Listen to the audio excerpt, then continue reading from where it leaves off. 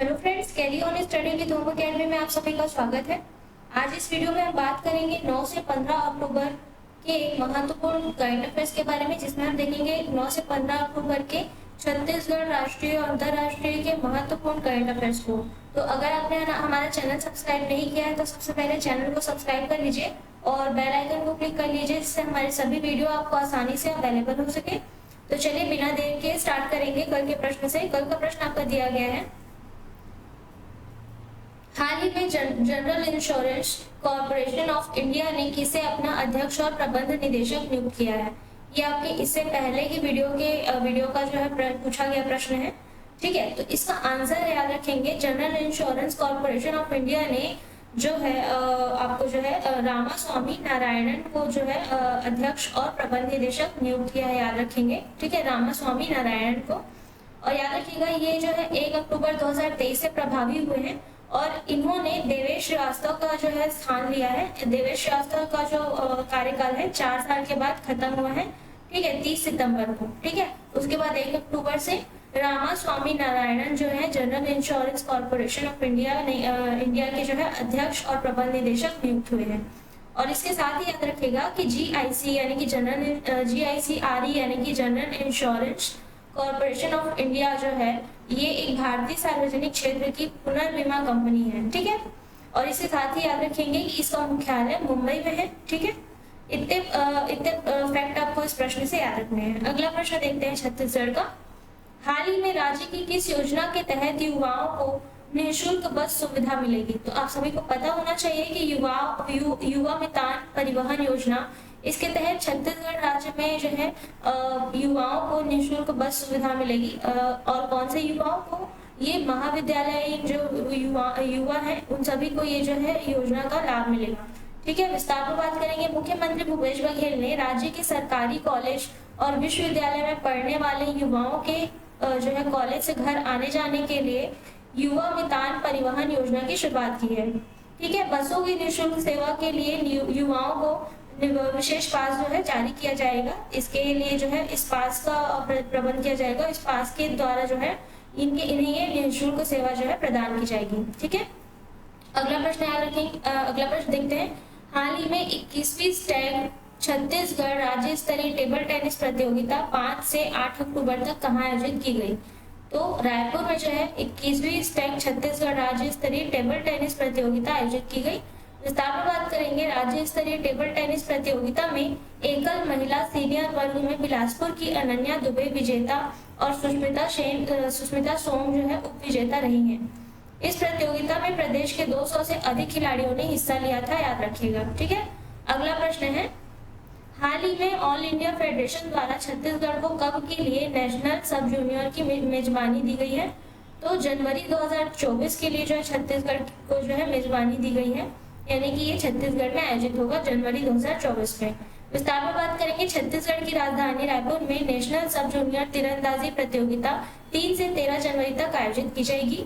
इसके चयन के लिए राज्य स्तरीय तीरंदाजी प्रतियोगिता दिसंबर के पहले सप्ताह में आयोजित होगी। ठीक है, और छत्तीसगढ़ राज्य में तीरंदाजी के याद रखेंगे 700 खिलाड़ी हो चुके हैं, यानी इनकी खिलाड़ियों की संख्या बढ़ चुकी है, यानी तीरंदाजी भी जो है राज्य में आगे बढ़ रहा है। ठीक है, अगला प्रश्न है। हाल ही में छत्तीसगढ़ राज्य स्तरीय ओपन शतरंज रैपिड प्रतियोगिता में कौन विजेता रहे हैं। तो इसका आंसर है मोबिन फारूकी। ठीक है, विस्तार में बात करेंगे। प्रतियोगिता में राज्य के 170 खिलाड़ियों ने हिस्सा लिया था, जिसमें से 30 अंतरराष्ट्रीय रेटिंग प्राप्त खिलाड़ी हैं। ठीक है, एक दिवसीय चैंपियनशिप 7 चरणों में पूरी हुई, जिसमें अंतिम मुकाबले में मोबिन और वैभव सिंह जो है इन दोनों के बीच मुकाबला हुआ, याद रखिएगा। ठीक है, अगला प्रश्न है। हाल ही में छत्तीसगढ़ हाई कोर्ट के जज कौन नियुक्त किए जाएंगे।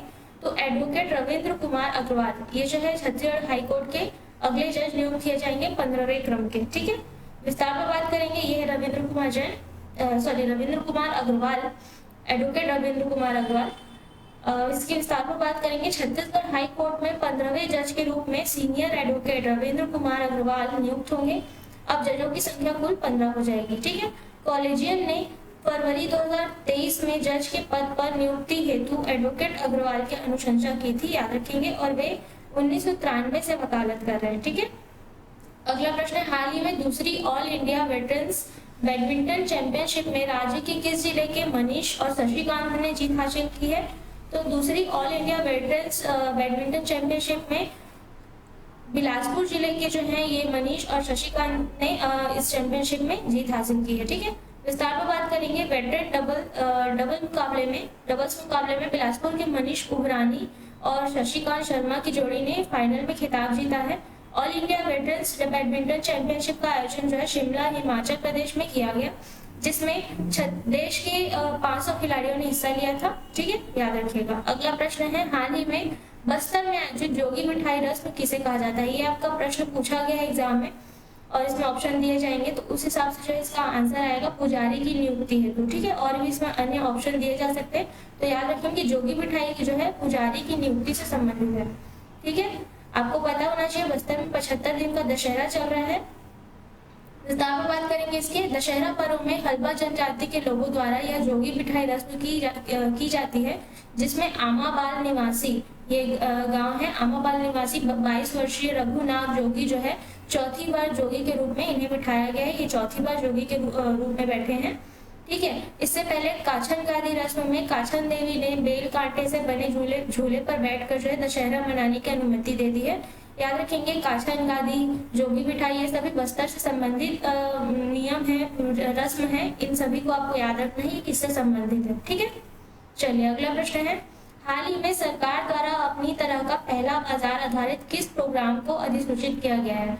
तो ग्रीन क्रेडिट कार्यक्रम। ठीक है, सरकार ने ग्रीन क्रेडिट कार्यक्रम अधिसूचित किया है। विस्तार पर बात करेंगे ये क्या है।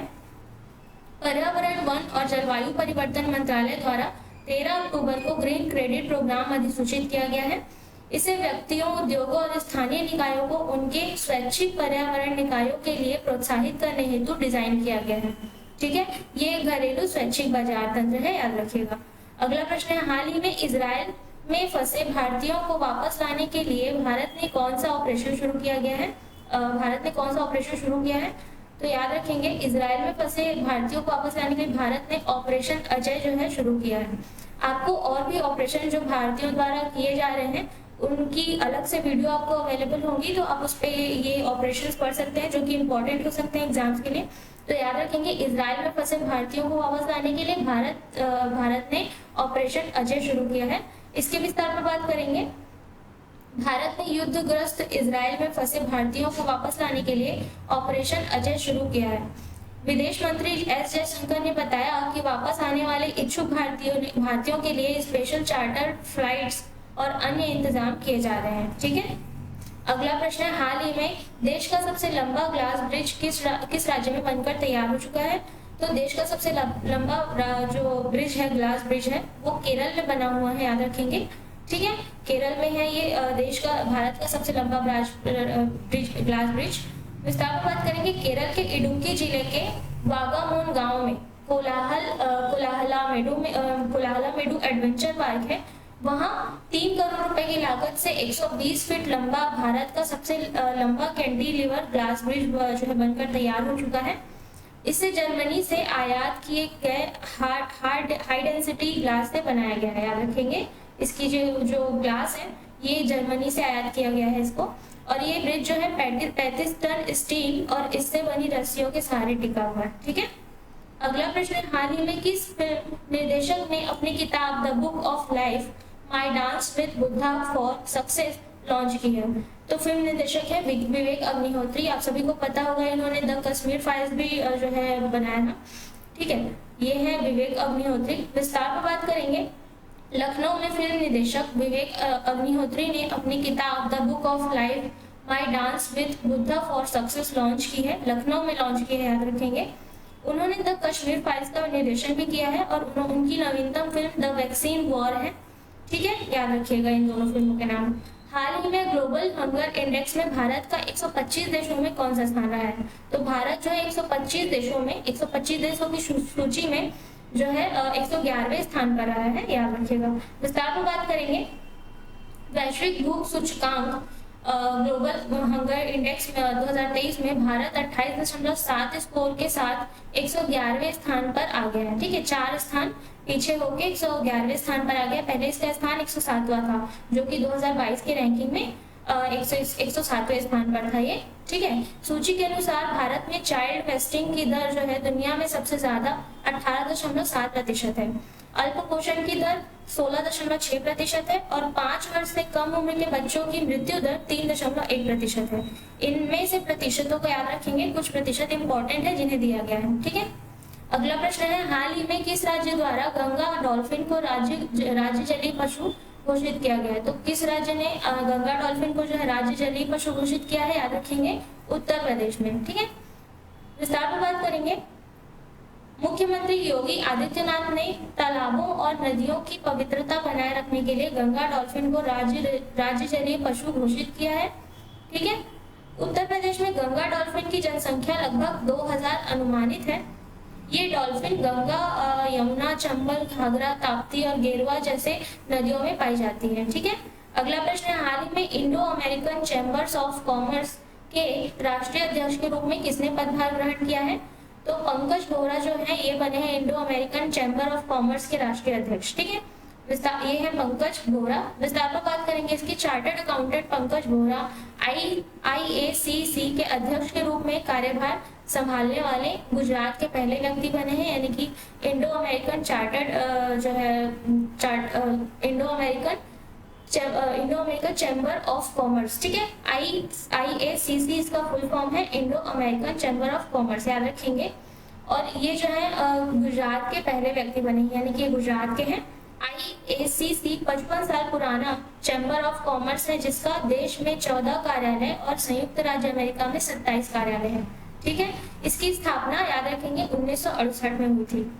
अगला प्रश्न है, हाल ही में किस राज्य सरकार ने स्वतंत्र अनुसूचित जनजाति आयोग की स्थापना को मंजूरी दी है? तो महाराष्ट्र द्वारा स्वतंत्र अनुसूचित जनजाति आयोग की स्थापना को मंजूरी दी गई है। विस्तार में बात करेंगे। महाराष्ट्र के मुख्यमंत्री एकनाथ शिंदे ने एक स्वतंत्र अनुसूचित जनजाति आयोग की स्थापना के प्रस्ताव को मंजूरी दे दी है, ठीक है। मुंबई में हुई 51वीं महाराष्ट्र राज्य जनजाति सलाहकार परिषद की बैठक में इस प्रस्ताव को मंजूरी मिली है। मुंबई में हुई है बैठक और राज्य के लिए केंद्र सरकार की तर्ज पर जो है इसकी स्थापना की जाएगी, याद रखेंगे, ठीक है। अगला प्रश्न है, हाल ही में फोर्ब्स की विश्व के सर्वश्रेष्ठ नियोक्ता 2023 की सूची में शामिल होने वाला एकमात्र भारतीय लोक उपक्रम कौन बना है? ठीक है, तो सर्वश्रेष्ठ नियोक्ता यानी कि बेस्ट एम्प्लॉयर ऑफ 2023 का सूची है ये, और इसमें सर्वश्रेष्ठ जो है कौन हुआ है? NTPC। ठीक है, सर्वश्रेष्ठ नियोक्ता NTPC जो है एकमात्र भारतीय लोक उपक्रम बना है। ठीक है, विस्तार में बात करेंगे इसके।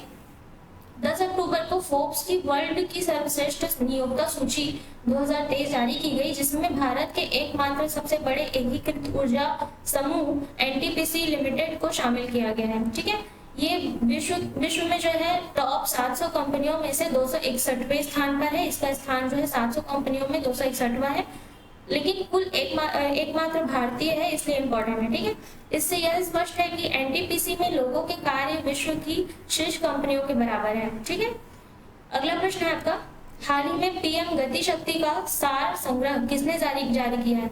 तो PM गति शक्ति का सार संग्रह जो है पीयूष गोयल जो है केंद्रीय मंत्री, इन्होंने जारी किया है। विस्तार में बात करेंगे। केंद्रीय वाणिज्य और उद्योग मंत्री पीयूष गोयल द्वारा 13 अक्टूबर को नई दिल्ली में PM गति शक्ति का सार संग्रह जारी किया गया है। इसमें PM गति शक्ति को अपनाने और इसके लाभों को दर्शाने वाले कुछ उत्तम उपयोग के मामले शामिल हैं। ठीक है, सरकार ने 13 अक्टूबर 2021 को PM गति शक्ति कार्यक्रम लॉन्च किया था, याद रखेंगे, क्वेश्चन आ सकता है।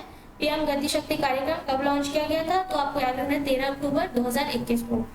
अगला प्रश्न, हाल ही में इंडियन बैंक के नए कार्यकारी निदेशक कौन बने हैं? तो शिव बजरंग सिंह। ठीक है, शिव बजरंग सिंह इंडियन बैंक के नए कार्यकारी निदेशक बने हैं, ये है शिव बजरंग सिंह। विस्तार में बात करेंगे। शिव बजरंग सिंह ने 9 अक्टूबर को इंडियन बैंक का कार्यकारी निदेशक का पदभार ग्रहण किया है। इसकी स्थापना 1907 में हुई थी तथा इसका मुख्यालय जो है चेन्नई में है, इंडियन बैंक का। साथ ही याद रखेंगे वह पहले बैंक ऑफ इंडिया के जो है मुख्य महाप्रबंधक थे। और इसके साथ ही याद रखना है कैनरा बैंक ने भवेंद्र कुमार को कार्यकारी निदेशक नियुक्त किया है, और कैनरा बैंक की स्थापना 1906 में हुई थी और इसका मुख्यालय बेंगलुरु में है। ठीक है, अगला प्रश्न है आपका, हाल ही में किस राज्य के मुख्यमंत्री ने मिशन शक्ति के चौथे चरण की शुरुआत की है? तो उत्तर प्रदेश के मुख्यमंत्री योगी आदित्यनाथ ने मिशन शक्ति के चौथे चरण की शुरुआत की है। विस्तार में बात करेंगे। महिलाओं की सुरक्षा, सम्मान और आत्मनिर्भरता को बढ़ावा देने हेतु इस मिशन का जो है चौथा चरण शुरू किया गया है। महिला सशक्तिकरण रैली का उद्देश्य यानी इसमें जो है महिला सशक्तिकरण की रैली भी जो है निकाली गई है, जिसे योगी आदित्यनाथ ने हरी झंडी दिखाई है। और इस रैली का उद्देश्य महिलाओं और बेटियों के कल्याण के लिए सरकारी योजनाओं के बारे में जागरूकता बढ़ाना है। ठीक है, अगला प्रश्न है आपका, हाल ही में अंतरराष्ट्रीय आपदा जोखिम न्यूनीकरण दिवस कब मनाया गया है?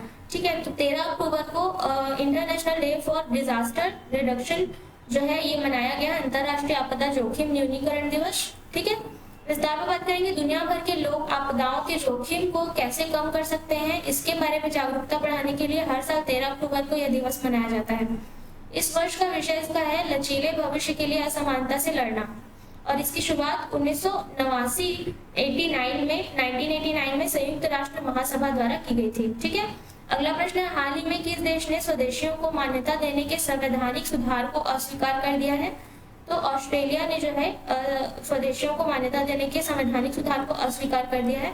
विस्तार में बात करेंगे। स्वदेशी लोगों को संवैधानिक मान्यता देने के जनमत संग्रह को मतदाताओं ने खारिज कर दिया है। जिसमें जो है 60% से अधिक ऑस्ट्रेलियाई लोग जो है इन्होंने नहीं में वोट दिया है। ठीक है, इनकार कर दिया है और नहीं में वोट दिया है। सबसे अधिक जो है 46% वोट विक्टोरिया में पड़े हैं, जबकि क्वींसलैंड में जो है सबसे कम 32% वोट पड़े हैं। ठीक है, अगला प्रश्न है आपका, हाल ही में राष्ट्रीय सिनेमा दिवस कब मनाया गया है?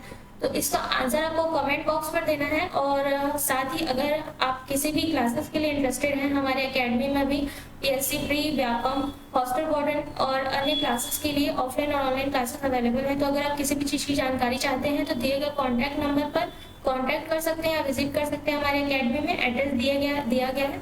तो आज की वीडियो में इतना ही। अगर आपको वीडियो अच्छी लगी हो तो वीडियो को लाइक और शेयर कर दीजिएगा और चैनल को सब्सक्राइब जरूर कर लीजिएगा। तो अगले वीडियो में मिलेंगे, तब तक के लिए धन्यवाद।